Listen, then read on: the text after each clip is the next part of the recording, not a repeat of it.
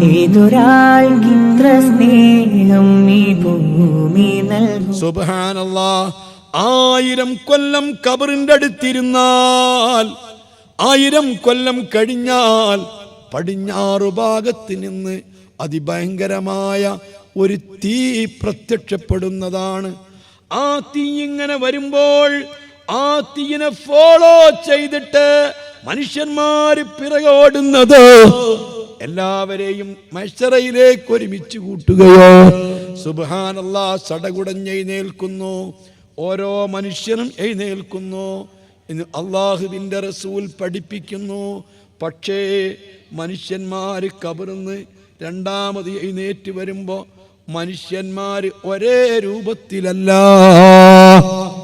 ഒരേ ജുമുഅക്ക് പങ്കെടുത്തവർ, ഒരേ മഹല്ലിൽ താമസിച്ചവർ, ഒരേ കല്യാണത്തിൽ കൂടിയവർ, ഒരേ ജാഥയിൽ അണിനിരന്നവർ, ഒരേ പാർട്ടിയിൽ പ്രവർത്തിച്ചവർ, ഒരേ കുടുംബത്തിലുള്ളവർ എല്ലാവരും ഒരേ രൂപത്തിലല്ല.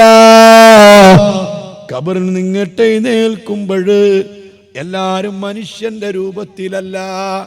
മക്കളെ, ഇതൊക്കെ വിശുദ്ധ ഖുർആൻ പച്ചയായി പറഞ്ഞ സത്യങ്ങളാണ്. ഈ ഖുർആൻ നമ്മെ പഠിപ്പിച്ച സത്യങ്ങളാണ്. മുത്തുനബി അവിടുന്ന് ബോധ്യപ്പെടുത്തി തന്ന കാര്യങ്ങളാണ്. ഹബീബ് പറയുന്നു, റസൂലുള്ളാഹിന്റെ ഉമ്മത്ത് മാത്രം, മുത്തുനബിയെ കൊണ്ട് വിശ്വസിച്ച ഉമ്മത്ത് മാത്രം 40 രൂപത്തിലായിട്ടാ വരുന്നത്. അല്ലാഹ് ഈ മയ്യിത്ത് മറവ് ചെയ്ത പോലെയല്ല ഖബറിൽ എഴുന്നേറ്റ് വരുന്നത്.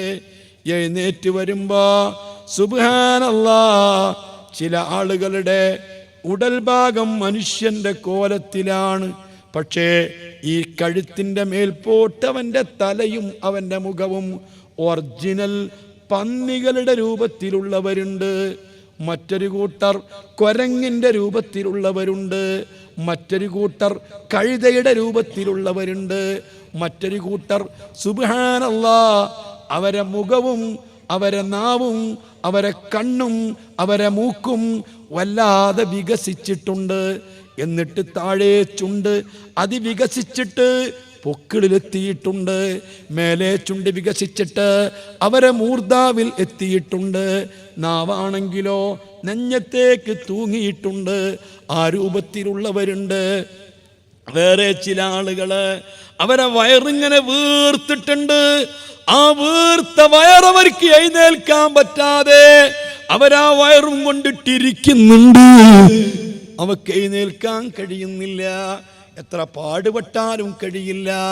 ചില ആളുകള് അവരെ മൂക്കിലൂടെ അവരെ വായിലൂടെ അവരെ ചെവിയിലൂടെ അവരെ എല്ലാ ദ്വാരങ്ങളിൽ കൂടെയും ചീഞ്ഞു നാറുന്ന ദുർഗന്ധം വമിക്കുന്ന ചീഞ്ചലം പുറത്തേക്ക് തള്ളുന്നുണ്ട്. ഗുഹ്യങ്ങൾ ചീഞ്ഞു നാറുന്നുണ്ട്. ആ ചലങ്ങളൊക്കെ വലിയ പാത്രം കൊണ്ട് മുക്കിക്കുടിക്കുന്ന ആളുകളുണ്ട്. ഈ രൂപത്തിലാണ് റബ്ബേ ആളുകൾ ഖബറിൽ എഴുന്നേൽക്കുന്നത്. മക്കളെ, ഇതൊക്കെ എങ്ങനെയാണ് നിങ്ങളോട് പറയേണ്ടത് എന്ന് എനിക്കറിയില്ല. പറയാൻ എനിക്ക് പ്രത്യേക ആരോഗ്യപരമായിട്ട് തോക്കത്തില്ല. നിങ്ങൾക്ക് കേൾക്കണോ? അതുകൊണ്ട് ഈ അസ്റാഫീൽ എന്ന മലക്കിനെ അള്ളാഹു ഉയർത്തെഴുന്നേൽപ്പിച്ച് ഉടനെ അർശിനെ വഹിച്ചുള്ള കെറൂബീൻ എന്ന മലക്കുകളുണ്ട്. ആ മലക്കുകളെയാണ് നബി സല്ലല്ലാഹു അലൈഹി വസല്ലമ തങ്ങളെ ഖബറിൻ്റെ അടുത്തേക്ക് അല്ലാഹു തആല പറഞ്ഞയക്കുന്നത്. സുബ്ഹാനല്ലാഹ്. അങ്ങനെ പറഞ്ഞയക്കുമ്പോൾ ഈ ഭൂമി മൊത്തം മാറിയത് കൊണ്ട് എവിടെയാണ് മദീന എന്നറിയില്ല, എവിടെയാണ് പച്ചക്കുബ്ബ എന്നറിയില്ല. അത്രയ്ക്കും ഈ ഭൂമിയെ മാറ്റം വരുത്തിയിട്ടുണ്ട്. അവസാനം ഒരു ചെറിയ പ്രകാശം കാണുകയാ.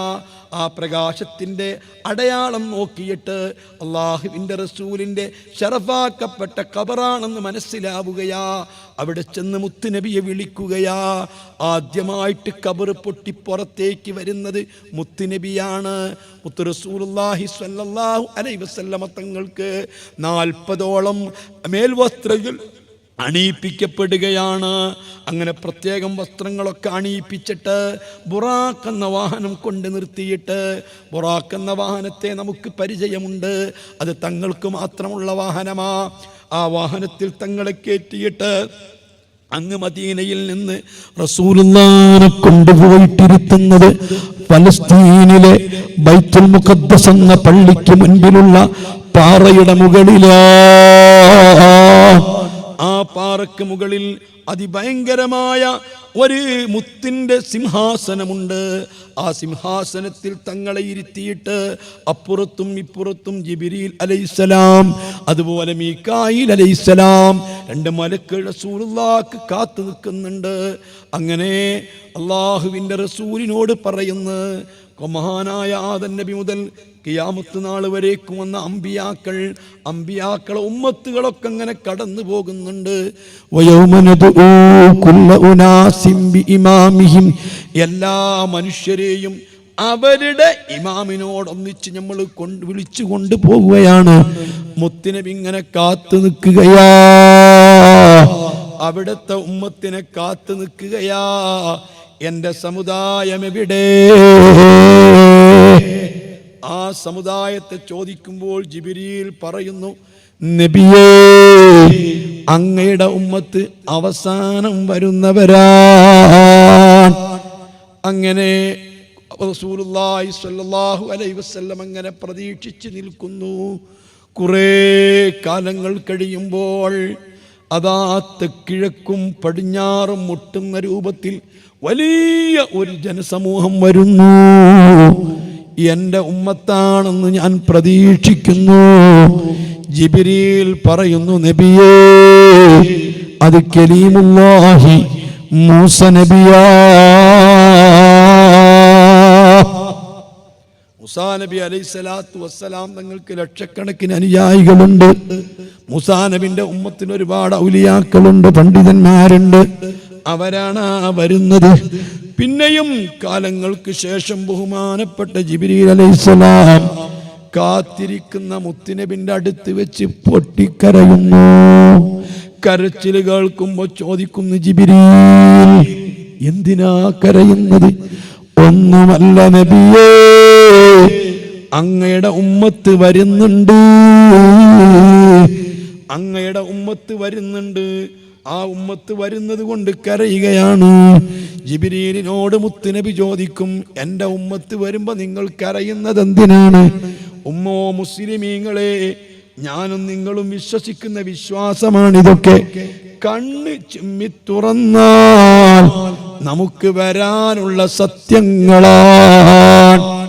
ഇല്ലാ സംശയം വേണ്ട, അത്രക്കും കൃത്യമായിട്ടാണ് തങ്ങൾ പറയുന്നത്. അത് സത്യമാണെന്ന് തെളിയിക്കാനാണ് മുത്തു മുഹമ്മദ് മുസ്തഫ ഈ അത്ഭുതങ്ങളെല്ലാം നമുക്ക് പറഞ്ഞു തന്നത്, കാണിച്ചു തന്നത്, ചന്ദ്രൻ പിളർത്തി കാണിച്ചു തന്നത്, ഈന്തപ്പനകളെ നടത്തിയിട്ട് കാണിച്ചു തന്നത്, ചരക്കല്ലുകളെ കൊണ്ട് തസ്ബീഹ് ചൊല്ലിപ്പിച്ച് കേൾപ്പിച്ചു തന്നത്.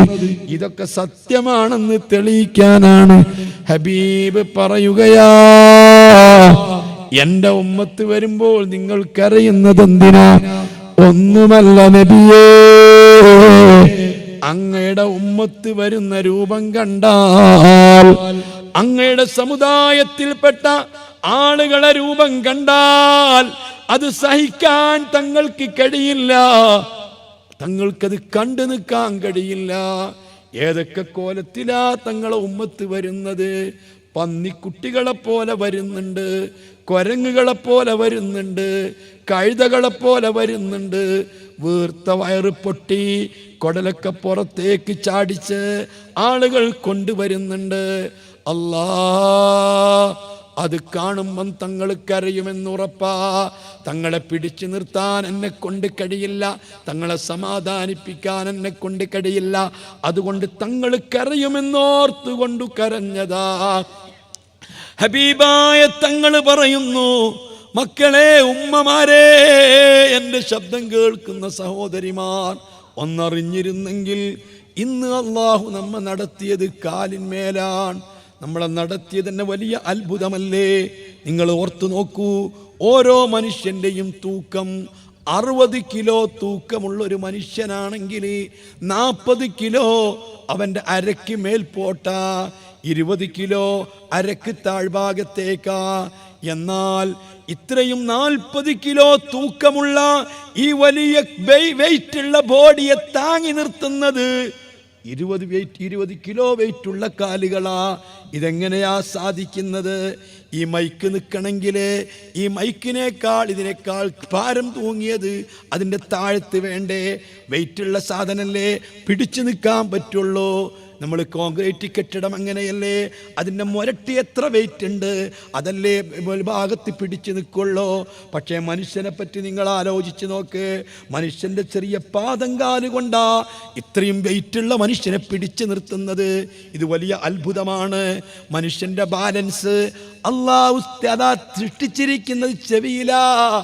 അതുകൊണ്ടാണല്ലോ പറയുന്നത്, സുബഹിക്ക് വാങ്ങി വിളിക്കുമ്പോൾ എഴുന്നേൽക്കാത്ത മനുഷ്യൻ്റെ ചെവിയില് പിശാച് മൂത്രിക്കുന്നതാ.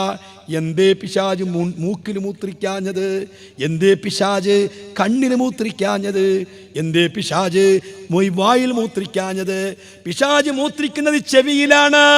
അല്ലാഹുവിന്റെ റസൂല് പറഞ്ഞിട്ടില്ലേ, അള്ളാഹുവിൻ്റെ പള്ളിയിൽ നിന്ന് സുബഹിക്ക് വാങ്ങി വിളിക്കുമ്പോൾ എഴുന്നേൽക്കാത്തവൻ്റെ ചെവിയിൽ പിശാച് മൂത്രിക്കുമെന്ന് ബുഖാരിയിലില്ലേ? എന്താ ചെവിയിൽ മൂത്രിക്കുന്നത്? മനുഷ്യനെ നിയന്ത്രിക്കുന്നത് ചെവിയാണ്. മനുഷ്യനെ നേരെ നിർത്തുന്നത് ചെവിയാണ്. ആ നേരെ നിർത്തുന്ന മനുഷ്യൻ്റെ ആൻറ്റിനകളാ 2 ചെവികള്. അവൻ്റെ ബാലൻസ് ഈ ചെവിയിലാണ് അല്ലാഹു സംവിധാനിച്ചത്. ആ ബാലൻസ് സംവിധാനിച്ചിരിക്കുന്ന മനുഷ്യനെ നേരെ നിർത്തുന്ന ചെവിയിൽ പിശാച് മൂത്രിച്ചു കഴിഞ്ഞാൽ അന്ന് പിന്നെ അവന് മൂടുണ്ടാവില്ല. അന്ന് പിന്നെ ആ മനുഷ്യന് സന്തോഷമുണ്ടാവില്ല. അവൻ്റെ എല്ലാം പിശാച് നക്കിപ്പോയി. അവൻ പിശാചിൻ്റെ നിയന്ത്രണത്തിലാ. അന്ന് പിശാച് അവനതാ കുരങ്ങ് കളിപ്പിക്കുന്നത് പോലെ പിശാച് സുബഹിക്ക് എഴുന്നേൽക്കാത്ത മനുഷ്യനെ കളിപ്പിച്ചു കൊണ്ടിരിക്കും. അവനെ കൊണ്ട് ചെയ്യിപ്പിക്കാൻ പറ്റാത്തതില്ല. എല്ലാ തോന്നിവാസങ്ങളും ചെയ്യിപ്പിക്കും, എല്ലാ വേണ്ടാത്തതും അവനെ കൊണ്ട് ചെയ്യിപ്പിക്കും. അതൊക്കെ പിശാചിൻ്റെ സ്വാധീനത്തിൽ അവൻ അകപ്പെട്ട് കഴിഞ്ഞോ. സുബഹിക്ക് എഴുന്നേൽക്കാത്ത മനുഷ്യനതാ ഇരിക്കട്ടെ. എന്നാൽ അള്ളാഹു ഇന്ന് ഈ കാറിലാണ് നമ്മളെ നടത്തിയതെങ്കിൽ മഹ്ശറയിലേക്ക് നടത്തുന്ന രംഗം ഖുർആനിലുണ്ട്. നിങ്ങൾ ഉസ്താദിനോട് ചോദിക്ക്. വനശ്ശുറുഹും അലാ വുജൂഹിഹിം, മനുഷ്യന്റെ 2 കൈയും കാലും മേൽപോട്ട് പൊക്കി പിടിച്ചിട്ട് അവൻ്റെ മുഖം നിലത്ത് കുത്തിയിട്ട് മുഖം നിലത്ത് കുത്തി നടത്തിക്കാൻ അള്ളാഹുവിന് കഴിയും. കുറെ ആളുകൾ അങ്ങനെയാ നടന്നു വരുന്നത്. ഇതൊക്കെ കാണുമ്പോ മുത്തുനബി കരയുകയാ. അവിടുന്ന് പറയുകയാ, അല്ലാ, എന്റെ ഉമ്മത്തിനോട് ഇനി വിചാരണ ചെയ്യണ്ട. എന്റെ ഉമ്മത്തിനെ നിന്റെ അടുത്തേക്ക് വെളിവാക്കണ്ട. ഉമ്മത്തിനെ വിളിക്കണ്ട. ഈ ഉമ്മത്തിന് ഇനി വിചാരണ വേണ്ട, ഹിസാബ് വേണ്ട, തന്മ വേണ്ട, പ്രതിമ വേണ്ട. ഈ ഉമ്മത്തിന് സ്വർഗം വേണ്ട, ഈ ഉമ്മത്തിന് നരകം വേണ്ട. ഈ ഉമ്മത്തിന് നീ ഒന്നും ചെയ്യണ്ട. ഈ ഉമ്മത്തിന് നിന്റെ അടുത്തേക്ക് ഇനി വെളിവാക്കണ്ട. ഹബീബായ തങ്ങൾ പൊട്ടിക്കരയുന്നു.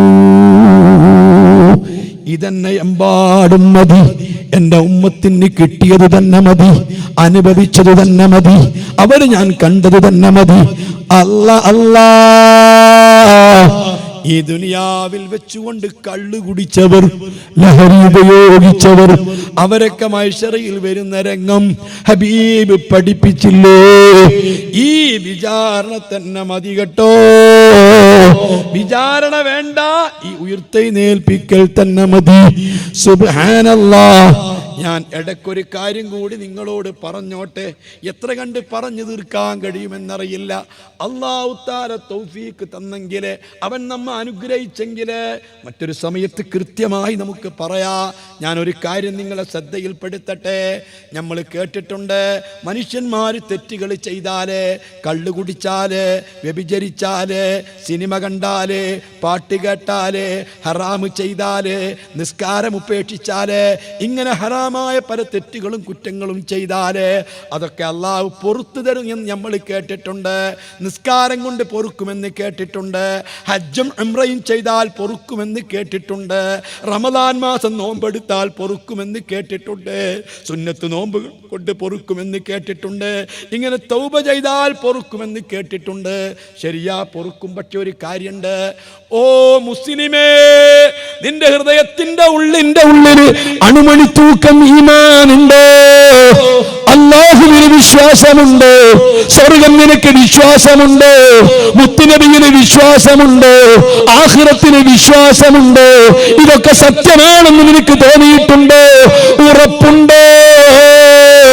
ഞാൻ നിന്നെ ബോധ്യപ്പെടുത്തുന്നു, നീ ദുനിയാവിൽ എപ്പോഴെങ്കിലും ഒരു തെറ്റ് ചെയ്തിട്ടുണ്ടെങ്കിൽ, ഒരു ഹറാമ് ചെയ്തിട്ടുണ്ടെങ്കിൽ, ഒരു പെണ്ണിനെ നോക്കിയിട്ടുണ്ടെങ്കിൽ, ഒന്ന് വ്യഭിചരിച്ചിട്ടുണ്ടെങ്കിൽ, ഒന്ന് കള്ളു കുടിച്ചിട്ടുണ്ടെങ്കിൽ, പലിശ വാങ്ങിയിട്ടുണ്ടെങ്കിൽ, മ്യൂസിക്കുള്ള പാട്ട് കേട്ടിട്ടുണ്ടെങ്കിൽ, ഹറാമ് ചെയ്തിട്ടുണ്ടെങ്കിൽ, വല്ല തെറ്റും ചെയ്തിട്ടുണ്ടെങ്കിൽ, എവിടെയെങ്കിലും വെച്ച് നിന്റെ റബ്ബ് നിന്നോട് അത് വീട്ടാതിരിക്കൂല, ചോദിക്കാതിരിക്കൂല, ശിക്ഷിക്കാതിരിക്കൂല.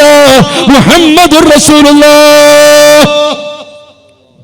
ഏത് ആയത്ത് ഖുർആനിലെ കാലത്തോളം വമൻ യഅ്മൽ മിസ്കാല ദർറത്തിൻ ശർറൻ യറാ, വമൻ യഅ്മൽ മിസ്കാല ദർറത്തിൻ, അണുമണി തൂക്കം ശർറ് ജീവിതത്തിൽ എപ്പോഴെങ്കിലും ചെയ്തിട്ടുണ്ടെങ്കിൽ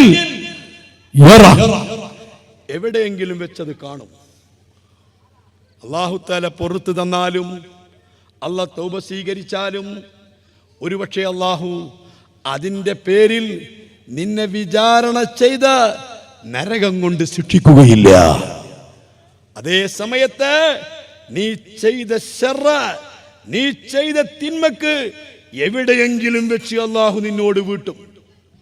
ഒന്നുകിൽ നിന്നെ മരിക്കുന്ന സമയത്ത് വീട്ടും, അല്ലെങ്കിൽ നിന്റെ ഖബറിൽ വെച്ച് വീട്ടും, അല്ലെങ്കിൽ മഹ്ശറയിലേക്കുള്ള പ്രയാണത്തിൽ വീട്ടും, അല്ലെങ്കിൽ മഹ്ശറയിൽ നിൽക്കുമ്പം വീട്ടും, അല്ലെങ്കിൽ വിചാരണ ചെയ്യുമ്പം വീട്ടും. എവിടെയെങ്കിലും വെച്ച് റബ്ബ് വീട്ടാതിരിക്കുകയില്ല. ഫമൻ യഅ്മൽ മിസ്കാല ദർറത്തിൻ ശർറൻ യറാ. നിങ്ങൾ എന്താ മനസ്സിലാക്കിയത്? എന്താ നിങ്ങൾ മനസ്സിലാക്കിയത്? അല്ലാഹ് പച്ചയായി പറഞ്ഞതാ, ആരെങ്കിലും അണുമണി തൂക്കം ശർറ് ചെയ്തിട്ടുണ്ടെങ്കിൽ അല്ലാഹ് പൊറുത്തു തന്നാൽ ഒരുപക്ഷെ വിചാരണ ചെയ്യൂല, ചോദിക്കൂല, അല്ലെങ്കിൽ അല്ലാഹു തആല അതിൻ്റെ പേരിൽ നരകത്തിലിടൂല. മറിച്ച് എവിടെയെങ്കിലും വെച്ചത് വീട്ടിയിരിക്കും. ഒന്നെങ്കിൽ ദുനിയാവിൽ വെച്ച് വീട്ടിയിരിക്കും, അല്ലെങ്കിൽ മരണത്തിന്റെ സമയത്ത് വീട്ടിയിരിക്കും, അല്ലെങ്കിൽ നിന്റെ ഖബറിൽ വെച്ചെങ്കിലും വീട്ടിയിരിക്കും. അല്ലാഹു നമ്മെ കാത്തുരക്ഷിക്കട്ടെ, അല്ലാഹു നമ്മെ കാത്തുരക്ഷിക്കട്ടെ. എൻ്റെ പ്രിയപ്പെട്ട സഹോദരന്മാരെ, ഞാൻ നിർത്തുകയാണ്, സമയം കഴിഞ്ഞു. ഒരൊറ്റ കാര്യം, ഞാൻ വിചാരണയിലേക്കൊന്നും എത്തിയിട്ടില്ല. മഹ്ശറ വിചാരണ എന്ന് പറയുന്നത് 2, 4, 6, 10 മണിക്കൂർ കൊണ്ട് പറഞ്ഞു തീരില്ല. നമുക്കൊക്കെ അത് ചില ഭാഗങ്ങൾ മാത്രം കേൾവിയേ ഉള്ളൂ, അതിൻ്റെ വ്യക്തമായ ചിത്രം അറിയില്ല. ഹബീബായ മുഹമ്മദുർ റസൂലുള്ളാഹി സ്വല്ലല്ലാഹു അലൈഹി വസല്ലമ വിശുദ്ധ ഖുർആനിൽ ഏറ്റവും കൂടുതൽ പറഞ്ഞത് ഈ വിഷയമാണ്. ഖുർആനിൽ ഏറ്റവും കൂടുതൽ പറഞ്ഞത് ആഖിറത്തെ പറ്റിയാണ്. നിസ്കാരത്തെ പറ്റി 10 ആയത്ത് തികയില്ല, നോമ്പിനെ പറ്റി 5 ആയത്ത് തികയില്ല, സക്കാത്തിനെ പറ്റി വളരെ കുറഞ്ഞ ആയത്തുകൾ. പറഞ്ഞത് മുഴുവനും ഖുർആനിൽ പറഞ്ഞത് ആഖിറത്തെ പറ്റിയാണ്. പക്ഷേ അതിനെക്കുറിച്ച് നമുക്ക് അറിയില്ല. ഞാൻ പറയുന്നു, ഏതൊരു മനുഷ്യനെയും അല്ലാഹു തആല ആദ്യം സ്വന്തമായിട്ട് വിളിക്കും. അതിൻ്റെ മുമ്പ് മഹ്ശറയിലേക്ക് ആയിരക്കണക്കിന് കൊല്ലങ്ങളും അവിടെ ഭയങ്കരമായ സംവിധാനങ്ങളുമുണ്ട്. അതൊക്കെ ഞാൻ അവിടെ നിർത്തി. വിചാരണ എന്ന ആ പദത്തോട് ഒരു കൂറ് പുലർത്താൻ വേണ്ടി ഈ ഹദീസ് പറയുകയാണ്. ഓരോ മനുഷ്യനെയും അല്ലാഹു വിളിക്കും. എല്ലാവരെയും അല്ലാഹു തആല വിചാരണ ചെയ്യും എന്ന് കരുതണ്ട. എല്ലാ മനുഷ്യർക്കും അല്ലാഹു നന്മയും തിന്മയും എഴുതിയ ഏടുകൾ കൊടുക്കുന്നു എന്ന് കരുതണ്ട. ഏടുകൾ കൊടുക്കാത്ത കോടിക്കണക്കിന് ആളുകളുണ്ട്. നന്മയും തിന്മയും ചെയ്ത പ്രവർത്തിച്ച റെക്കോർഡ് ഏടുകൾ കൊടുക്കുന്നത് മുത്തുനബിന്റെ ഉമ്മത്തിൽപ്പെട്ട മുഅ്മിനീങ്ങൾക്ക് മാത്രമാണ്. അല്ലാഹു തആല ആ രൂപത്തിൽ വിചാരണ ചെയ്യുന്ന മുത്തുനബിന്റെ ഉമ്മത്തിൽപ്പെട്ട മുഅ്മിനീങ്ങളെ മാത്രമാണ്. പാലം കടക്കുന്നതും അങ്ങനെ തന്നെയാണ്. അതേ സമയത്ത് കോടിക്കണക്കിന് ആളുകളെ അല്ലാഹു തആല വിചാരണ കൂടാതെ സ്വർഗത്തിലെത്തിക്കുന്നത് പോലെ വിചാരണ കൂടാതെ നരകത്തിലേക്ക് ഇടുന്നുണ്ട്. നിങ്ങൾ കേട്ടിട്ടുണ്ടോ? ഒറ്റ സംഭവം, എല്ലാ മനുഷ്യരിൽപ്പെട്ട ഓരോരുത്തരെയും അല്ലാഹു അടുത്തേക്ക് വിളിക്കും. ഫയൂഖഫു ബൈന യദൈ, അള്ളാഹുവിൻ്റെ മുൻപിൽ ഓരോ മനുഷ്യനെയും നിർത്തും. ആരെ നിർത്തുന്ന പറയുന്നത്? പ്രസംഗിച്ചു കൊണ്ടിരിക്കുന്ന ഈ കോട്ടിട്ട സക്കാഫിയെ പിടിച്ചു നിർത്തും.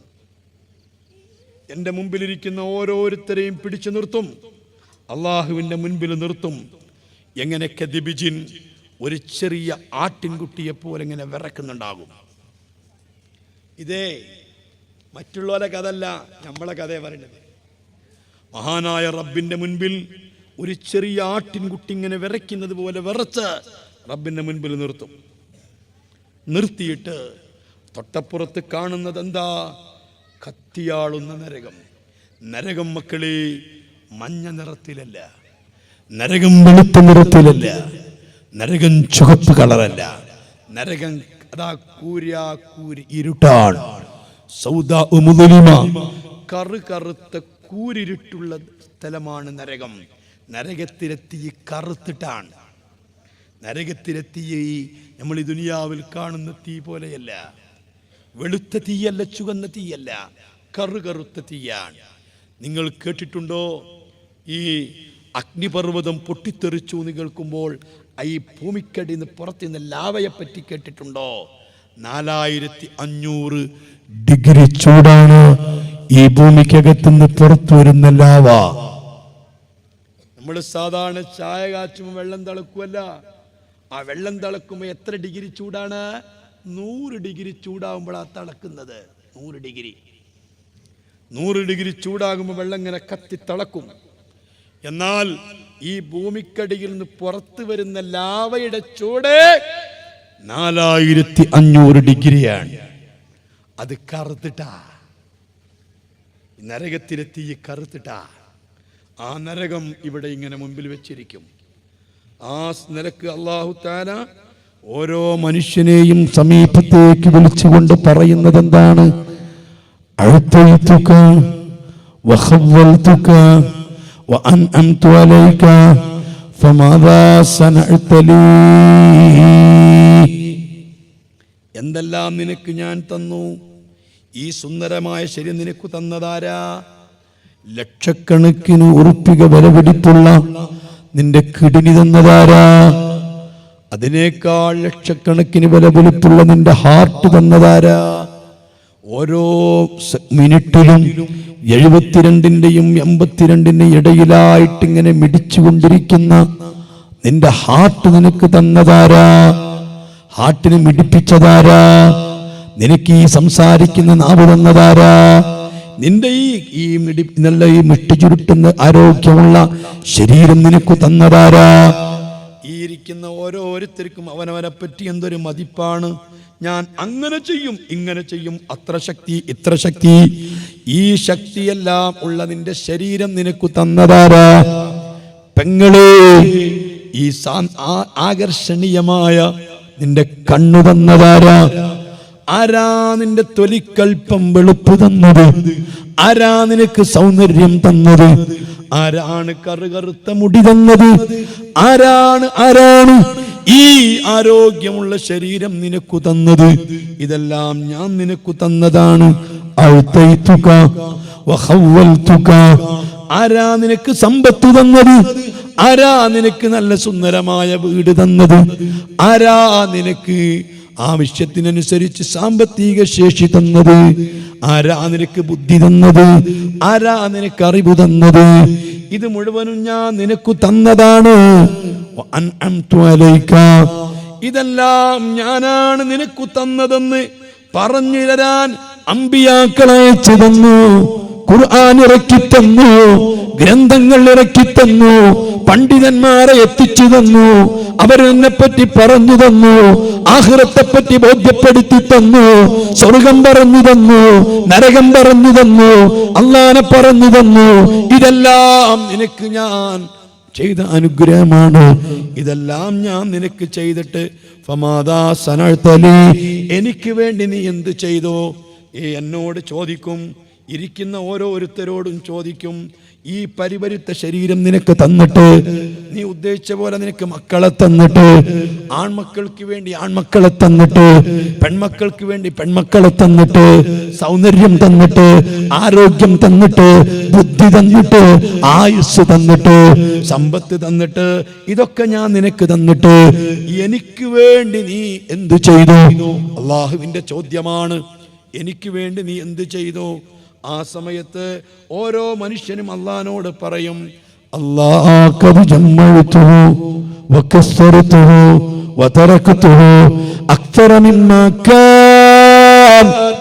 നീ തന്ന ആരോഗ്യം ഞാൻ പരമാവധി സംരക്ഷിച്ചിട്ടുണ്ട്. ആരോഗ്യം നിലനിർത്താൻ ആവശ്യമായത് മുഴുവനും ചെയ്തിട്ടുണ്ട്. ഡോക്ടർമാര് പറഞ്ഞ പഥ്യം ഞാൻ പാലിച്ചിട്ടുണ്ട്. കൃത്യമായി മരുന്ന് ഞാൻ കഴിച്ചിട്ടുണ്ട്. ആരോഗ്യം സംരക്ഷിച്ചിട്ടുണ്ട്. നീ തന്ന സമ്പത്ത് പരമാവധി അധികരിപ്പിച്ചിട്ടുണ്ട്. അറിയുന്ന കച്ചവടങ്ങളൊക്കെയും ചെയ്തിട്ടുണ്ട്.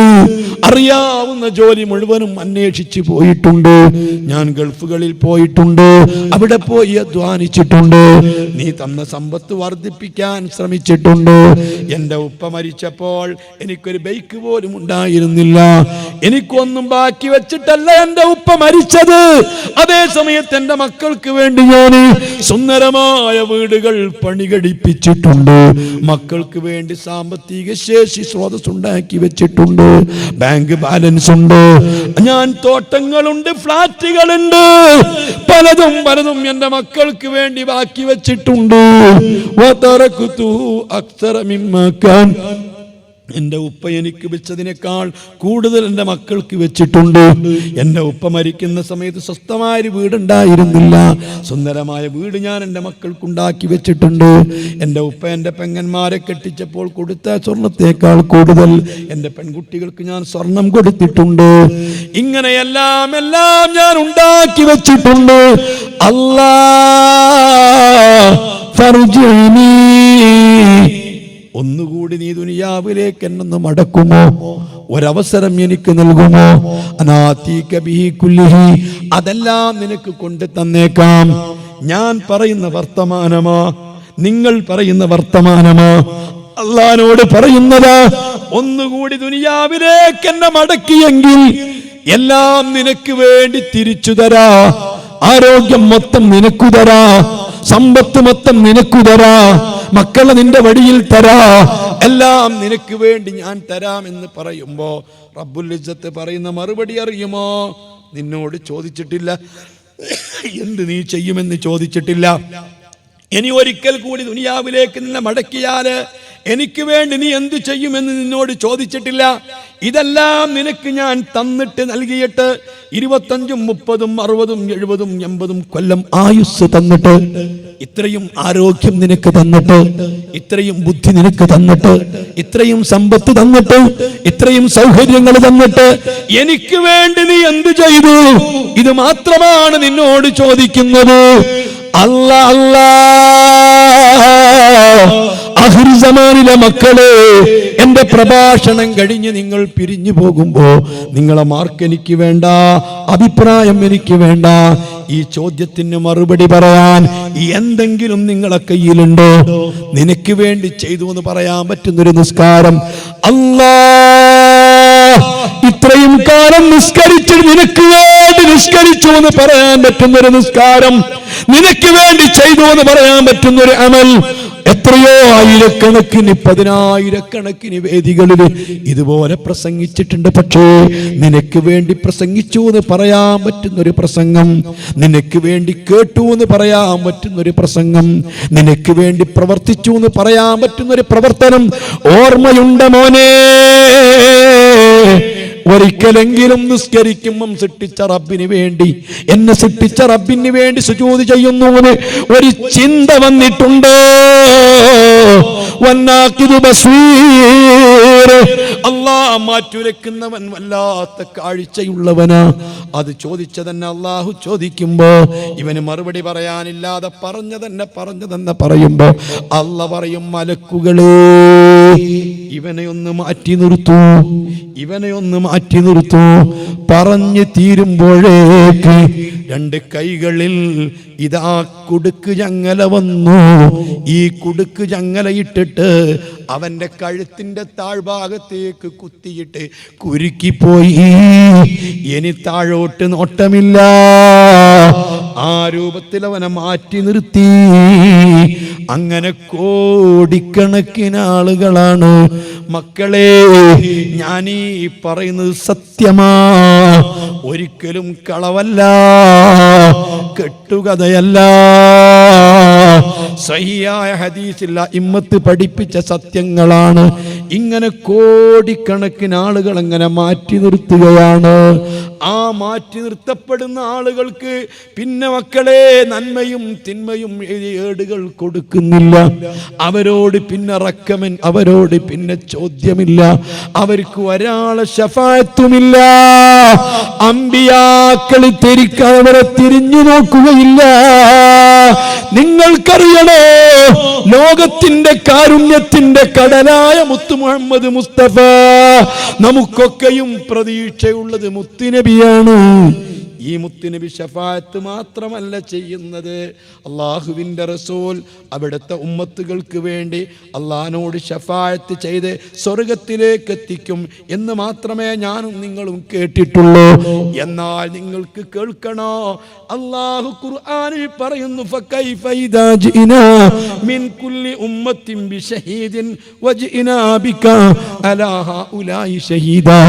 ഓരോ സമുദായത്തിനും ആ സമുദായം ചെയ്ത് കൂട്ടിയ തിന്മകൾക്ക്, തെറ്റുകൾക്ക് ആ സമുദായത്തിലെ പ്രവാചകനെ സാക്ഷിയായി കൊണ്ടുവരുമ്പോൾ, നിങ്ങളെ ഉമ്മത്ത് ചെയ്തു കൂട്ടിയ പരാക്രമങ്ങൾക്ക് നിങ്ങളെ ഞാൻ സാക്ഷിയായി കൊണ്ടുവരും നബിയേ.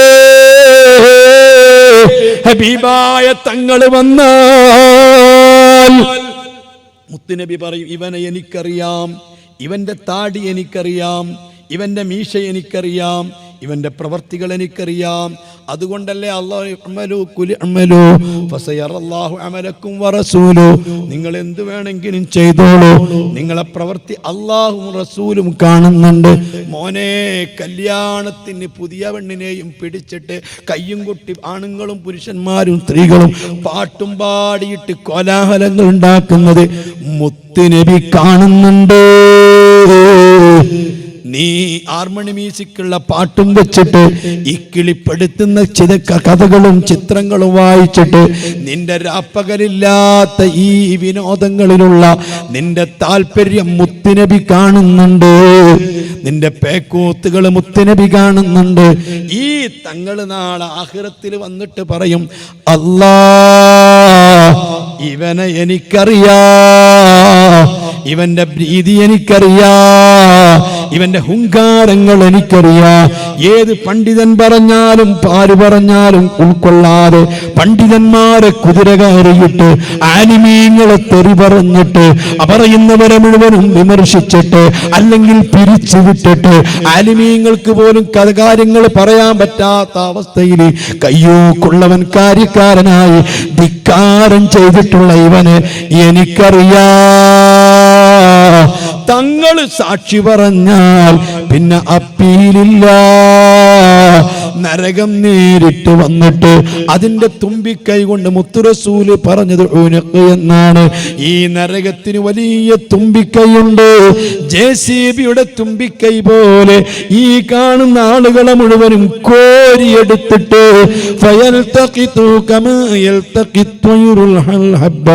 ഒരു പക്ഷി ഏത് പ്രകാരമാണ് ധാന്യങ്ങൾ കൊത്തിയെടുക്കുന്നത്, ഇതേപോലെ ജഹന്നമെന്ന നരകം അവരെ കൊത്തിയെടുക്കുന്നതാ. അവർക്ക് പിന്നെ വിചാരണയില്ല, പാലം കടക്കലില്ല, മുത്തുനബിന്റെ റെക്കമെന്റ് ഇല്ല, പിന്നെ രക്ഷയില്ല. ഇതൊക്കെ എനിക്കും നിങ്ങൾക്കും വരാനുള്ളതാണ്. അതുകൊണ്ട് മുസ്ലിമീങ്ങളെ സൃഷ്ടിച്ച റബ്ബിന്റെ മുമ്പിൽ നിർത്തിയിട്ട് എനിക്ക് വേണ്ടിയിട്ട് എന്ത് ചെയ്തു എന്ന് ചോദിക്കുമ്പോ പറയാൻ വല്ലതും ഉണ്ടാക്കി വെച്ചിട്ടുണ്ടോ, ബോധമുണ്ടോ? അർഹമുർ-റഹീമീനായ അൽ മലിക്കുൽ ജബ്ബാറായ സർവാധിനാഥനായ റബ്ബ് നമുക്ക് ബോധം തരട്ടെ, രക്ഷപ്പെടുത്തട്ടെ. ഇജാബത്തുള്ള സദസ്സിലല്ലാഹു നമ്മുടെ സദസ്സ് ഉൾപ്പെടുത്തി തരട്ടെ. صلى الله عليه وسلم